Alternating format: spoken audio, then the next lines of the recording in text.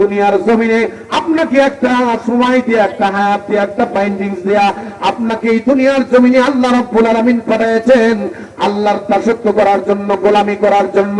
আমার আল্লাহ রাব্বুল আলামিন বলেন, বান্দা তুমি আমাকে আমার ইবাদত করবে, কেমনে করবে? আমার আল্লাহ রাব্বুল আলামিন তাও কোরআনুল কারীমের ভিতরে সুন্দর করে জানিয়ে দিলেন, ইয়া আইয়ুহাল্লাযীনা আমানু ওয়ারকাউ ওয়াসজুদু ওয়া'বুদু রাব্বাকুম আফআলা খায়রা লাআল্লাকুম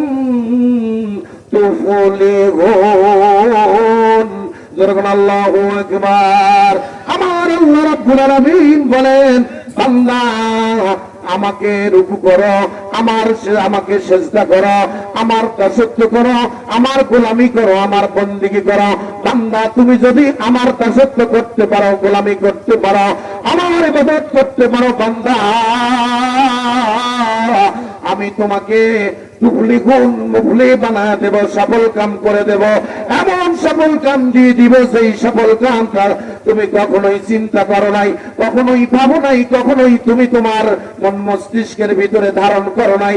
আমার আল্লাহ বলেন, বান্দা যখন আল্লাহর দিকে ধাবিত হয়, আল্লাহর হুকুম যথাযথভাবে পালন করে, বান্দা যখন আল্লাহর হুকুম পালন করে নিজকে সামনের দিকে অগ্রসর করে, বান্দা যখন আমলে সালে করে, ভালো কাজ করে, ভালো আমল